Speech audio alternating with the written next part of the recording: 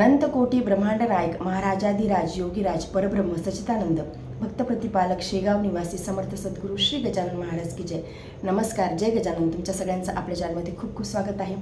अधिक मासाला 17 मे पासून सुरुवात होणार आहे. आपल्या सगळ्यांनाच माहिती आहे की अधिक मास किती पवित्र आहे आणि अधिक मासामध्ये जेवढी जास्त आपण सेवा भक्ती उपासना करू तेवढंच त्याचं पुण्यफळ आपल्याला 1000 पटीने लागणार आहे. मास हा भगवान श्रीहरी विष्णू आणि माता लक्ष्मीला समर्पित आहे, कारण की अधिक मासाला पुरुषोत्तम मास देखील म्हणतात. या मासामध्ये आपण कुठल्याही ग्रंथाचं पारायण करू शकतो आणि आपण आपल्या आवडत्या श्री गजानन महाराजांच्या श्री गजानन विजय ग्रंथाचं पारायण देखील करू शकतो. तर आजच्या व्हिडिओमध्ये आपण हेच जाणून घेणार आहोत की श्री गजानन विजय ग्रंथाचं पारायण कसं करायचं आहे, कुणी करायचं आहे, कोणत्या नियमांचं पालन करायचं आहे आणि ज्यांना श्री गजानन विजय ग्रंथाचं पारायण करायला जमणार नाही त्यांनी काय करावं या सगळ्यांबद्दलचीच माहिती आजच्या व्हिडिओमध्ये असणार आहे. तर सर्वात अगोदर श्री गजानन विजय ग्रंथाचं कुणीही पारायण करू शकतो, म्हणजे ज्यांना लिहिता वाचता येते अगदी छोट्या मुलांपासून वृद्ध व्यक्तींपर्यंत श्री गजानन विजय ग्रंथाचं पारायण आपण करू शकतो.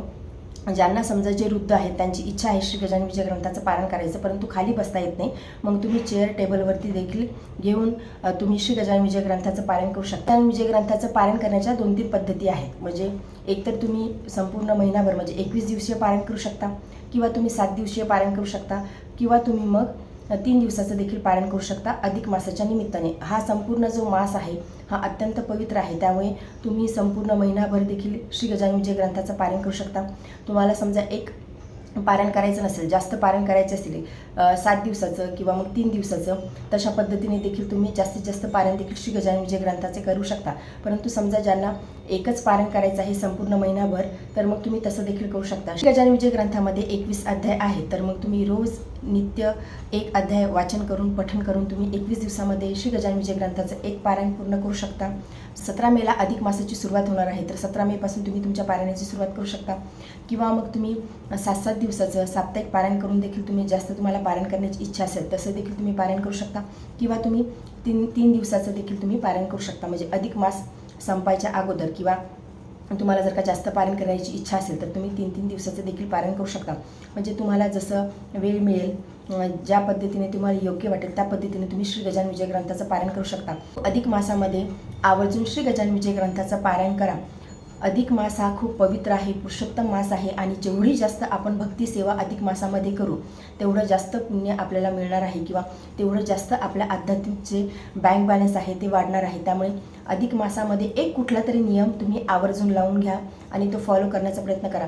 अधिक मासाची सुरुवात व्हायला अजून वेळ आहे, तर तुम्ही ठरवून घ्या की तुम्हाला एक संपूर्ण महिनाभर तुम्हाला अनुष्ठान घ्यायचं आहे. तुम्हाला नित्य नियमाने तो एक नियम तुम्ही जो घ्याल तो तुम्हाला फॉलो करायचा आहे. म्हणजे काहीही झालं तरीसुद्धा श्री गजानन विजय ग्रंथाचा तुम्ही एक अध्याय वाचायचा ठरवला आहे तर श्री गजानन विजय ग्रंथाचा तुम्हाला रोज एक अध्याय वाचायचाच आहे. पासून तर रात्री झोपण्याच्या अगोदर तुम्ही जो नियम ठरवला आहे तो नियम पूर्ण झालाच पाहिजे. म्हणजे त्यामध्ये मग त्यामध्ये कुठलंही अल्टिमेट तुम्ही देऊ नका. तुम्ही तो नियम फॉलो करण्याचा नक्की प्रयत्न करा. किंवा तुम्हाला इतर कुठलेही ग्रंथ वाचायचे आहेत तरीसुद्धा तुम्ही आवर्जून पुरुषोत्तम मासामध्ये अधिक मासामध्ये तुम्ही ग्रंथ वाचण्याचा प्रयत्न करा. म्हणजे जसा वेळ मिळेल तसा. म्हणजे आता रोज एक अध्याय घेणं होत नाही, काही काही मोठे देखील ग्रंथ आहे तर मग तुम्ही 2-3 पेजेस देखील तुम्ही रोजचे वाचू शकता, तुम्हाला जसा वेळ मिळेल तसा. आपण आता तसं तर आपण किती वेळ वाया घालतो आपल्या लक्षात देखील येत नाही की आपण मोबाईल स्क्रोल करण्यामध्ये, रील बघण्यामध्ये कितीतरी वेळ आपला असाच वाया जात असतो. पेक्षा तुम्ही वाचण्याचा जास्तीत जास्त प्रयत्न करा. एकदा ग्रंथाची गोडी निर्माण झाली, महाराजांच्या लीला कशा आहेत याबद्दलची गोडी जर का आपल्याला निर्माण झाली, किंवा अन्य कुठल्याही इष्टदेवतांची तुम्हाला भक्ती सेवा उपासना करायची असेल, तुम्हाला पारायण करायचं असेल ते देखील तुम्ही करू शकता. की हे करणं आत्ता काळाची गरज आहे. म्हणजे हे फक्त मी तुम्हाला सांगत नाही, आम्ही दोघं देखील नियम घेणार आहोत की नारायण कवचाचं पठण करायचं आहे, त्यासोबतच विष्णू सहस्रनामाचं देखील पठण करायचं आहे. त्यासोबतच माझा नित्यसेवेमध्ये एक श्री गजानन विजय ग्रंथाचा अध्याय असतो. म्हणजे मुलांना देखील तशी सवय लावून घ्या. म्हणजे मी तुम्हाला अशी अतिशयोक्ती म्हणून सांगत नाही. रोज भागवताचं वाचन करतो, हनुमान चालीसाचं वाचन करतो. मोठा म्हणजे तो काही खूप मोठा नाही, आता जस्ट 8वीमध्येच गेला आहे. आणि माझे मिस्टर देखील रोज भागवताचं वाचन करतात. म्हणजे त्यांना खूप वेळ असा मिळत नाही, परंतु सकाळी ऑफिसला जायच्या अगोदर ते वाचून जातात. त्यांचे जे काही मंत्र आहेत ते गुरुमंत्र आहेत ते घेऊन ते जातात. सगळं मंत्रांचं वगैरे पठण करून ते ऑफिसला जातात. त्यासोबतच लहान मुलगा अजून खूप छोटा आहे, त्याला एवढं काही म्हणजे बोलता येत नाही किंवा वाचता येत नाही, परंतु जे गुरुमंत्र आम्ही घेतलेले आहेत किंवा अनंत कोटी ब्रह्मांड नायक असेल किंवा वक्रतुंड असेल ते मी त्याला शिकवलं. तेवढं तो म्हणतो, एक 5 वेळेस किंवा 10 वेळेस किंवा 11 वेळेस तो करण्याचा प्रयत्न करतो, तर आपण आपल्या मुलांना घरातूनच ह्या सगळ्या गोष्टी शिकवण्याचा प्रयत्न करावा. कारण की आत्ता काळाची ती गरज आहे. संपूर्ण महिनाभर आपल्याला एक अनुष्ठान घ्यायचं आहे आणि तो नियम फॉलो करण्याचा प्रयत्न करायचा आहे. भलेही मग जग इकडच्या तिकडं हो, आपल्याला ते करायचंच आहे. जे आपण अनुष्ठान घेऊ, म्हणजे मी जसं तुम्हाला सांगितलं की तुम्ही श्री गजानन विजय ग्रंथाचं पारायण करा. एक अध्याय वाचायचा म्हणजे वाचायचंच, किंवा नारायण कवच असेल, विष्णू सहस्त्रनाम असेल, किंवा श्री गजानन महाराजांचं स्तोत्र असेल, बावन्नी असेल, अष्टक असेल, जे तुम्हाला पटेल, तुम्हाला वेळ मिळेल ते तुम्ही करण्याचा प्रयत्न करा. किंवा या व्यतिरिक्त समजा आता कुणाला वेळच नाही, वर्किंग आहेत, बिलकुलच वेळ मिळत नाही, काही समजा फिमेल आहेत त्या वर्किंग आहेत, घरही सांभाळायचं आहे, ऑफिसही सांभाळायचं आहे, अशा कंडिशनमध्ये घेणं होत नाही, मग त्यांनी नामस्मरण करण्याचा प्रयत्न करा. कलियुग हे नाम आधार आहे. म्हणजे नामाचा महिमा जेवढा सांगितला आहे त्यापेक्षाही नाम हे खूप श्रेष्ठ आहे. भगवंतापेक्षाही भगवंताचं नाम हे खूप श्रेष्ठ आहे. त्यामुळे नामस्मरण करण्याचा प्रयत्न करा. ज्यांच्याकडून माळीवरती नामस्मरण घेणं होते, समजा तुळशीची माळ घेऊन तुम्ही नामस्मरण करू शकता देवघरासमोर बसून. मग रोज 5 माळी किंवा 9 माळी किंवा 11 माळी करण्याचा प्रयत्न करा, किंवा नाहीच झालं तर 1 माळ करण्याचा प्रयत्न करा. आपण तुळशीची माळ ही एवढी श्रेष्ठ आहे की गळ्यामध्ये घालणं किंवा तुळशीच्या माळीवरती नामजप करणं हे श्रेष्ठ आहे. परंतु आता कलियुग आहे, कोणाकडे वेळ नाही, मग तुम्ही काउंटरचा देखील उपयोग करू शकता. काउंटर मिळतात आजकाल मार्केटमध्ये, त्या काउंटरवरती देखील तुम्ही नामजप करू शकता, किंवा तुम्ही चालता बोलता उठता बसता तुम्ही नामजप करू शकता. अधिक मास जो आहे तो अतिशय शुद्ध आहे, पवित्र आहे. त्यामुळे अधिक मासाला खूप महत्त्व आहे. म्हणजे बाकीच्या गोष्टी आहेतच अधिक मासामध्ये करण्यासारख्या, परंतु आपण आपलं अध्यात्म आवर्जून करावं. कारण की भगवंतच आपल्याला सांभाळत असतो, त्या व्यतिरिक्त आपल्याला या पृथ्वीवरती कुणीही सांभाळणारं नाही. त्यामुळे तुम्ही एक कुठला तरी नियम लावून घ्या आणि तो फॉलो करण्याचा नक्की प्रयत्न करा. आपण स्वतः देखील करावं आणि मुलांना देखील अशी सवय लावावी की नाही तू हे कर. आणि मुलं करतात. आपण जर का खूप छान पद्धतीने त्यांना समजून सांगितलं, एकदा का त्यामध्ये गोडी निर्माण झाली की मुलं देखील करतात. त्यामुळे तुम्हीही करा आणि तुमच्या मुलांना देखील सांगा. मोठी मुलं असतील त्यांना आवर्जून सांगा की वाचन करा. कारण की आत्ता या कलिकालाची गरज आहे आपल्याला भगवंत भक्ती करण्याची. आपल्याला भगवंताशिवाय या पृथ्वीवरती कुणीही सांभाळणारं नाही. त्यामुळे आपण एक नियम आवर्जून करावा, म्हणजे त्यामध्ये आपण गोडी निर्माण करून घ्यावी भगवंत भक्तीमध्ये, अध्यात्मामध्ये. आणि जेवढं जास्त आपण मुलांना पुढच्या पिढीला अध्यात्मिक बनवू ते आपल्यासाठी चांगलं आहे. कारण की बाहेर जगामध्ये आपण बघतो आहे की किती विचित्र वातावरण झालं आहे, काय काय चालू आहे. आपण जर का घरातूनच आपल्या मुलांना चांगले संस्कार दिले, चांगल्या सवयी दिल्या, तर मुलं देखील पुढे तसेच घडतात. त्यामुळे तुम्हीही वाचा आणि मुलांना देखील नक्की सांगा की हे कर, हा एक नियम तू फॉलो करण्याचा प्रयत्न कर. 1 महिन्याचीच गोष्ट आहे आणि 1 महिना आपण केलं की 21 दिवसामध्ये आपल्या शरीराला अशी सवय लागते की आपण पुढे ती कंटिन्यू करतो मग जन्मभर.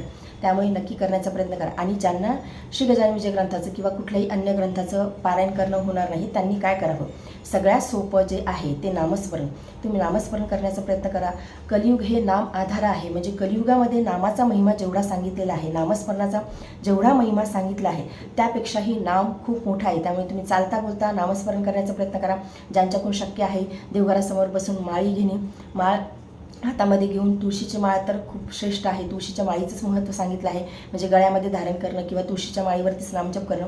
तर तुम्हाला जसं शक्य होईल तसं तुम्ही करण्याचा प्रयत्न करा. काउंटर मिळतात आजकाल मार्केटमध्ये, तुम्ही ते काउंटर आणून नामजप करण्याचा प्रयत्न करा. परंतु नामजप करण्याचा प्रयत्न करा संपूर्ण महिनाभर.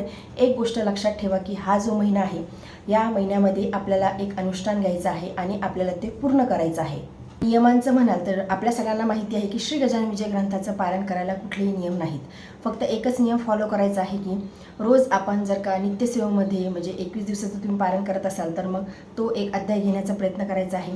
आणि त्यासोबतच जे तुम्ही ठरवाल ते, जी तुम्ही नामस्मरण करायचं असेल किंवा पारायण करायचं असेल किंवा बावन्नीचं वाचन करायचं असेल तर रोज 1 महिनाभर रोज तुम्ही तो नियम फॉलो करण्याचा प्रयत्न करा. त्यासोबतच नॉनव्हेज चालत नाही कुठल्याही आध्यात्मिक कार्यामध्ये किंवा पारायण करताना नॉनव्हेज चालत नाही. तसंही अधिक मासामध्ये खाणं हे योग्यच नाही. म्हणजे जे खात असतील त्यांच्यासाठी सांगते. तर हे 1-2 नियम आहेत अगदी साधे सोपे की नॉनव्हेज खायचं नाही. रोज नियमाने आपण जे ठरवलं आहे, जो संकल्प केला आहे तो संकल्प पूर्ण करायचा प्रयत्न करायचा आहे. तो नियम फॉलो करण्याचा प्रयत्न करायचा आहे. हे 1-2 नियम फॉलो करायचे आणि छान 1 महिनाभर तुम्ही प्रयत्न करा पारायण करण्याचं. जी इच्छा असेल, श्री गजानन विजय ग्रंथ वाचण्याची इच्छा असेल किंवा अन्य कुठले ग्रंथ तुम्हाला वाचण्याची इच्छा असेल ते वाचन नक्की करा. ग्रंथाचा आधार हा आवर्जून घ्यावा. कारण की ग्रंथ आपल्याला जीवन जगायला शिकवतात. ग्रंथ हे आपले मित्र आहेत. आणि साक्षात जर का श्री गजानन महाराज आपल्याला कुठे बघायचे असेल तर ते श्री गजानन विजय ग्रंथामध्ये आहे. आणि साक्षात जर का श्रीकृष्ण कुठे बघायचे असेल तर ते भागवतामध्ये आहेत. तर तुम्ही जे तुम्हाला शक्य होईल तसं तुम्ही अध्ययन पठण करण्याचा प्रयत्न करा.